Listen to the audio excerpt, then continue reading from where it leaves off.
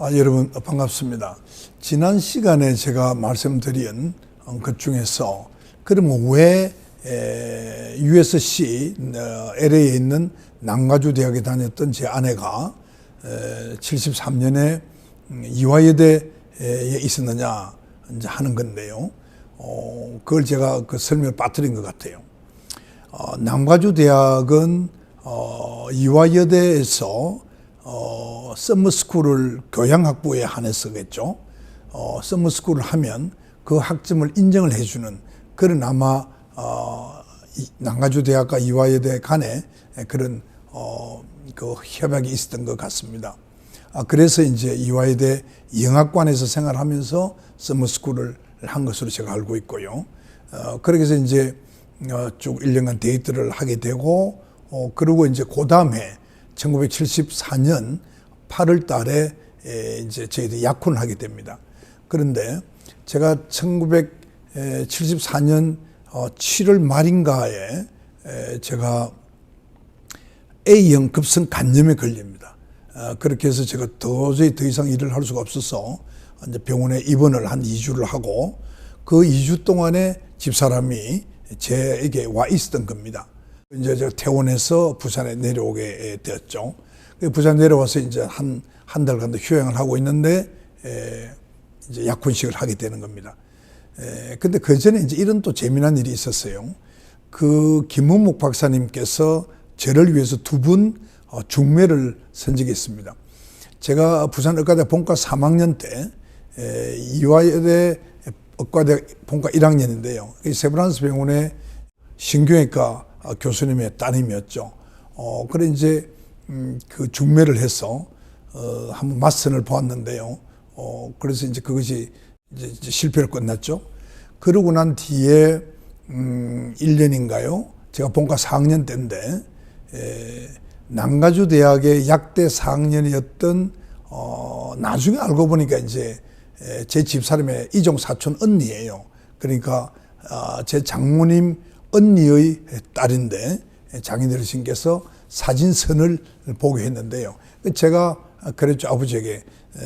그분은 미국에서 자랐고, 그러니까 중학교 경기여중 3학년 때인가 뭐 갔다고 그래요. 미국에서 컸고, 저는 이제 한국에서만 있는데 결혼해서 그 사람이 한국 올 것도 아니고, 제가 결혼해서 미국 가서 살 수도 없는 것이고, 저는 공부는 하러 가려고 생각하고 있었습니다만 미국에서 살 생각은 그때 없었죠. 그래서 이제 그것이 유야무야 이렇게 돼 있었습니다. 돼 있었는데, 그러니까 사실 이제 제가 나중에는, 제가 이제 이 여인을 놓치면 제가 영원히 내가 결혼하지 못하겠구나.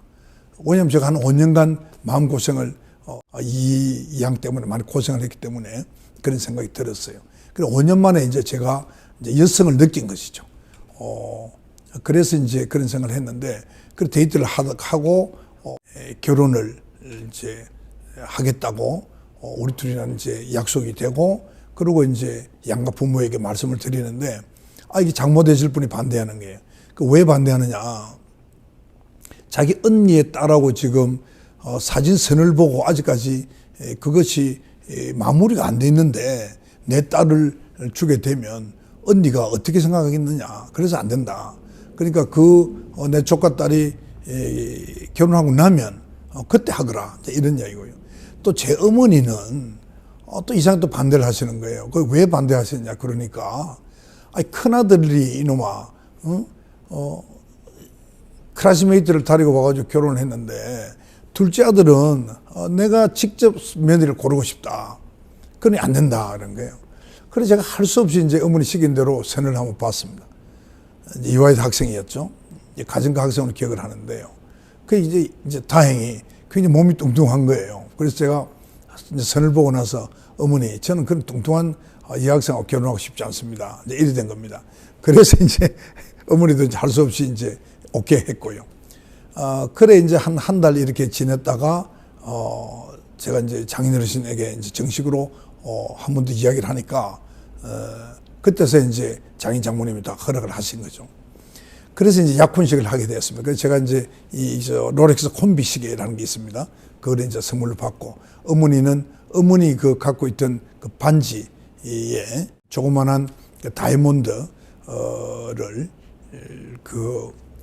어머니 갖고 있던 것을 빼가지고 새로 이렇게 만들어서 반지를 만들어주고, 그리고 같이 양가만 앉아서 식사를 하고 그 예물만 교환하는 것으로 이제 저희들이 결혼을 승낙을 받은 겁니다. 그래 됐는데, 그러고 이제 그게 8월 말인가 이랬어요.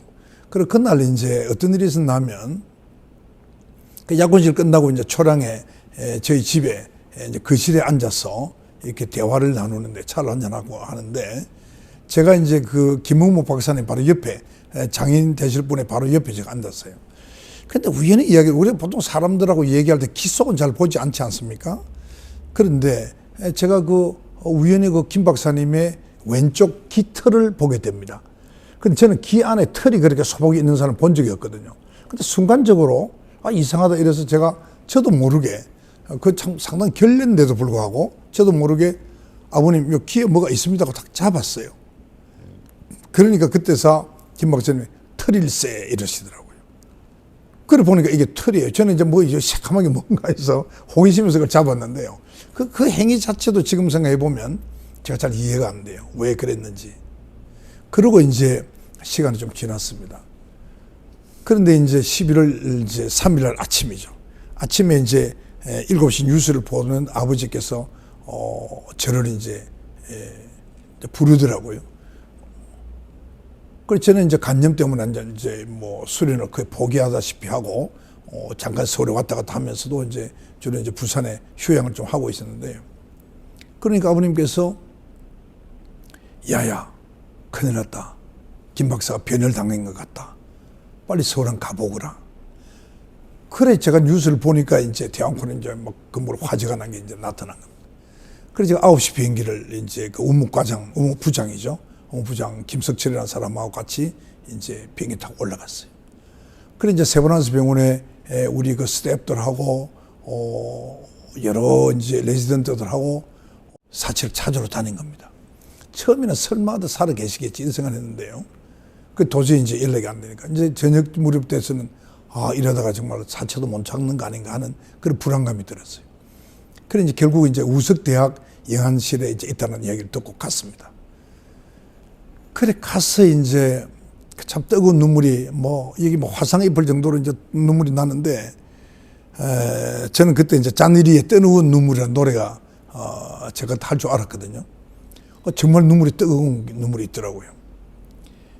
그래 이제 이분이라고 그래서 이제 보니까 완전히 몸이 이제 수치돼 있으니까 알 수가 없죠. 그러니까 알 수가 없는데 그렇다 그러니까 이제 그렇게 생각을 하고 있은 겁니다. 그래 한참 울고 있는데 우리 모두가 다. 그런데 아유 죄송합니다. 이 시신이 바뀌었습니다. 이 시신은 아니고 저 옆에 딴 시신입니다. 이러는 거예요. 그때 제가 정신이 퍼뜩 들었습니다. 야 정말 그 아수라장에서 사체가 바뀔 수도 있겠구나. 그때만 해도 DNA 검사 같은 거 제가 생각도 못 했고요. 그래서 이제 갔습니다. 보니까 이렇게 이제 아마 질식으로 이제 세면바닥에 이렇게 넘어지셨는데, 제가 그때 3개월 전에 잡았던 그 깃털이 있는 이 이제 왼쪽 귀 요 부분이 땅에 그대로 땅에 눌려 있어 놓으니까 여기는 타지도 안 하고, 그러니까 보니까 이 깃털이 제가 잡았던 그 깃털이 남아 있는 거예요. 살아 있는 거예요. 그래 제가 이게 확실하다. 근데 이게 여러분 어떻게 생각하는지 모르겠습니다만 저에게는요 우연이라고 생각이 되지 않는 거죠. 이건 석 달 전에 제가 그 깃털을 잡은 것은 석 달 후에 이런 일이 있을 것을 알고 하나님이 또는 창조주가 제게 그렇게 알려준 것이다. 그렇게밖에 제가 생각할 수가 없었습니다. 그래서 제가 국회의장을 끝내고 쓴 그 자서전, 이 책의 그 이후에 있었던 책이죠.